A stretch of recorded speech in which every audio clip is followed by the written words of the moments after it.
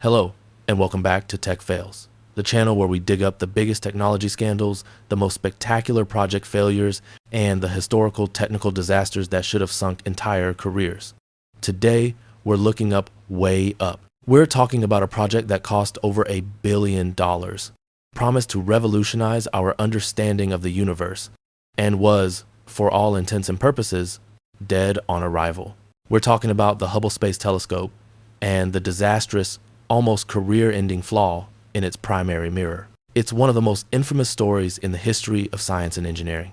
This was a nearly perfect failure of oversight, testing, and hubris. It was a moment when a shining beacon of human ingenuity almost turned into the biggest tech fail of the late 20th century. To understand the scope of the failure, you first have to grasp the sheer scale of the dream behind the telescope. The idea for a large space-based telescope goes back decades. But it wasn't until the 1,970 seconds that NASA and the European Space Agency truly began planning what would become the Hubble Space Telescope. The pitch was simple and profoundly ambitious. They needed to get above the Earth's atmosphere. Our atmosphere, while essential for life, is a noisy, distorting, shimmering mess for astronomers. It blurs light, absorbs crucial wavelengths like ultraviolet, and severely limits our ability to see the distant cosmos. Putting a large telescope in orbit was therefore the ultimate solution. This was the ultimate promise of crystal clear images of galaxies, nebulae, and phenomena at the very edge of the observable universe. The initial cost estimates were ambitious, but they ballooned rapidly over the years. This was an unprecedented effort in space science. By the time the telescope was ready for launch, the final price tag was staggering, nearly $1.5 billion. This was no small satellite. It was a massive, highly complex, school bus-sized observatory. It was designed to last 15 years and return images 10 times clearer than any ground-based telescope. It was, arguably, the most expensive scientific instrument ever built up to that point. The political pressure was immense as well. This wasn't just a science project. It was a Cold War-era symbol of American technological supremacy. Every scientist, every engineer, and every politician had their reputation riding on this one single launch. The stakes could not have been higher. Finally, in April 1990, the moment arrived. The Hubble Space Telescope was loaded into the payload bay of the Space Shuttle Discovery. The launch was a success, thank goodness. The deployment itself was smooth and flawless. The telescope unfurled its solar panels, settled into its orbit, and the world held its breath in anticipation.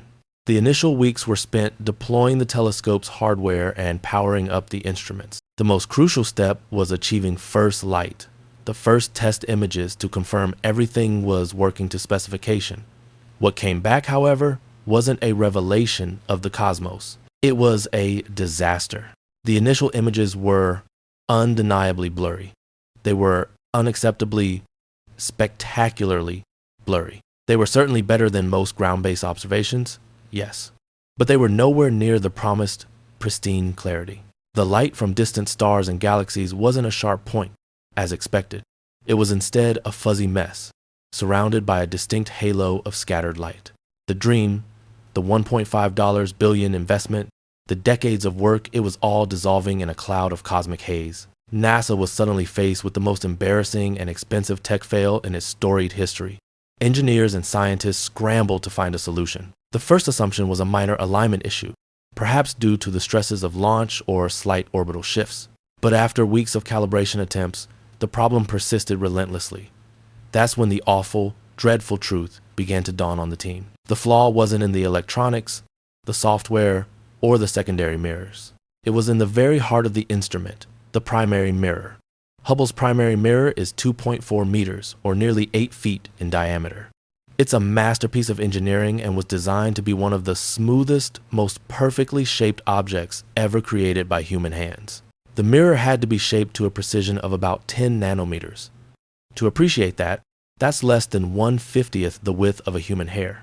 Any deviation at that scale would be catastrophic for the resolution. The analysis revealed the mirror suffered from a severe case of spherical aberration. This is when the light reflecting from the center of the mirror focuses at a different point than the light reflecting from the outer edge. Instead of creating a single, sharp point of focus, it created that blurry, spread out image the world had seen. and the scale of the error was shocking. The outer edge of the primary mirror was polished 2.2 microns too flat. A micron is just a millionth of a meter. 2.2 microns is about 1/50th the width of a human hair, as we noted. It was a tiny, microscopic flaw in absolute terms. But in the world of precise optics, it was a catastrophic mountain of error. How could a technical disaster of this magnitude happen on a project with such immense resources and oversight? This is where the story shifts from a simple engineering failure to a massive technology scandal. It was a spectacular failure of corporate culture and testing protocols. The mirror was manufactured by a company called Perkin-Elmer, now part of Raytheon.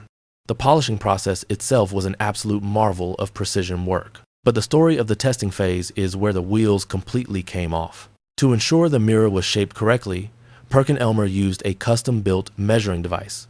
This complex tool was called a reflective null corrector. This device uses lasers and precisely shaped lenses to verify the mirror's curvature to nanometer precision. Here is the absolute core of the failure. When assembling the null corrector, a critical component, a tiny lens element, was positioned about 1.3 millimeters out of place. This seemingly minor misplacement of the testing equipment itself introduced the error. The engineers at Perkin-Elmer actually knew something was wrong during testing. They had two separate methods for testing the mirror's shape. They had the sophisticated custom null corrector and a more basic, older school measuring device. Crucially, the two tests gave wildly conflicting results for the mirror's shape. They had the warning right there in the data. But instead of stopping work and correcting the faulty null corrector, the expensive, high-tech piece of equipment, Perkin-Elmer's management and engineers made a fatal decision. They chose to dismiss the results of the old, simpler test. They assumed the problem was with the less sophisticated equipment, not with their new, custom-built, cutting-edge device. This bias toward new technology proved deadly. They even adjusted the faulty null corrector slightly to make its readings falsely match the desired, perfect shape. The most damning revelation that came out of the subsequent investigation was astonishing. The data indicating the fault was literally thrown out and ignored. They had all the information they needed to catch the error and correct it before launch. But a combination of schedule, pressure, overconfidence in a new piece of technology, and a crippling lack of independent quality control led them to actively ignore the crucial warnings. This wasn't just an engineering mistake at the end of the day. It was a systemic failure of checks and balances across the organization. The flaw was not that the mirror was polished incorrectly in the sense of technique. The flaw was that the measuring stick was broken, and nobody bothered to check the other measuring sticks they had available. The public and political reaction was immediate and brutal after the first blurry images were released. The media quickly labeled it NASA's billion-dollar blunder. Members of Congress demanded immediate answers, calling for a full investigation into the program's oversight. This was a classic technology scandal where massive amounts of taxpayer money had been spent on a promise that was simply not delivered. The images were so bad that some initial proposals included putting a protective cover over the mirror entirely. Others suggested simply using the backup instruments. This would have effectively meant treating the 2.4 meter primary mirror as an expensive, orbiting paperweight, a symbol of failure. The key to Hubble's salvation, however, lay fortuitously in its original design philosophy. Because NASA knew technology would improve and the telescope would eventually need repairs or upgrades, it was designed to be serviced. It was accessible via the space shuttle fleet. It was designed for maintenance, which in 1990 became not just an advantage, but a maintenance imperative. The only viable way to save Hubble was to install corrective lenses in space, effectively giving the telescope corrective vision. The fix was a complex and ingenious piece of engineering that had to be designed and built post facto. Since the mirror's flaw was precisely measured after the fact, the degree of spherical aberration was known exactly. Scientists could design a compensating set of optics. They developed two main corrective instruments for the fix. The first was COSTAR, standing for Corrective Optics Space Telescope Axial Replacement. COSTAR was a system of 5 pairs of small, precisely shaped mirrors designed to act exactly like a pair of eyeglasses. It had to be installed into one of the 4 main instrument bays. This meant sacrificing one scientific instrument to save the other 3.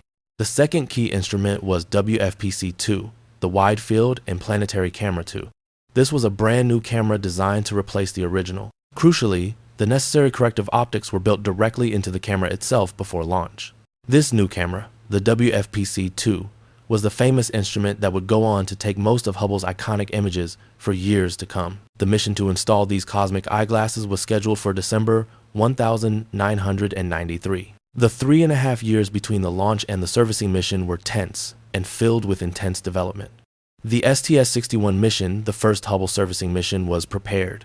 It was a testament to human determination, engineering precision, and the willingness to fix monumental mistakes. It was billed as the most complex, risky, and high-stakes spacewalk mission ever attempted at the time.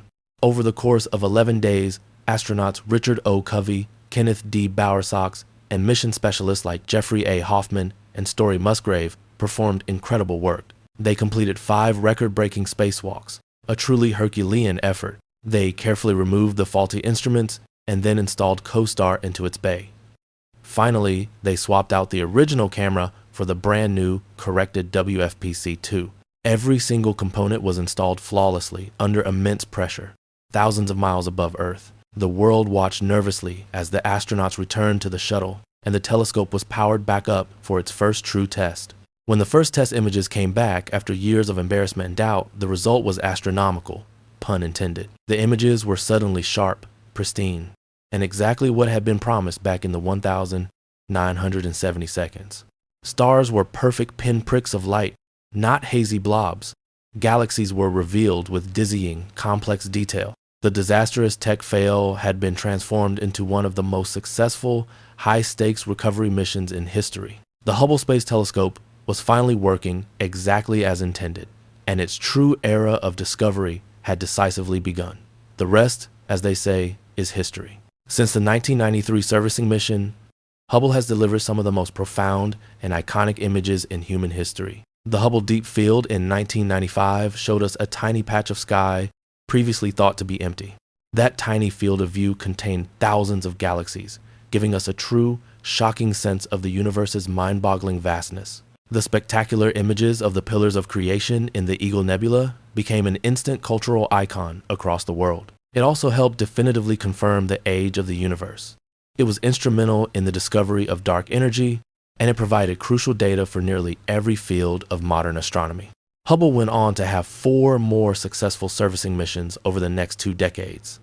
Each one extended its operational life and installed even more advanced, capable instruments. It secured its place as a scientific monument until its successor, the mighty James Webb Space Telescope, could successfully take over. But the story of the $1.5 billion blunder remains one of the most powerful cautionary tales in engineering history. So, what are the core lessons we can take away from this epic technology scandal and subsequent miraculous redemption? The failure of the Hubble mirror was not due to a complex, unknown phenomenon of physics. It was a failure rooted firmly in simple, human elements and flawed institutional culture. First, there was the over-reliance on new technology. Perkin-Elmer put too much faith in their sophisticated, custom-built null corrector and immediately dismissed simpler, older methods that were clearly flagging a major error. We must always verify new tools with old, established truths and skepticism. Second, there was the lack of independent verification.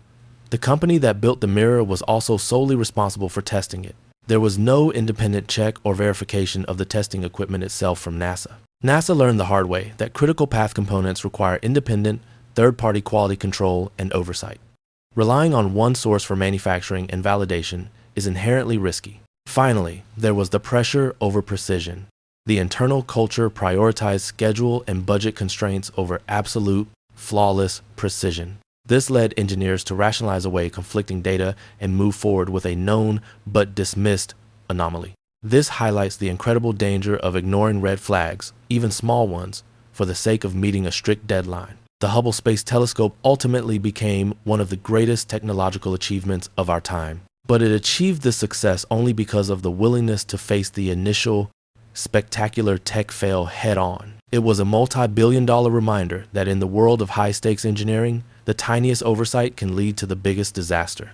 And yet, even the most advanced technology scandals can be solved with human ingenuity, provided we're willing to go back, accept the mistake, and fix the damage.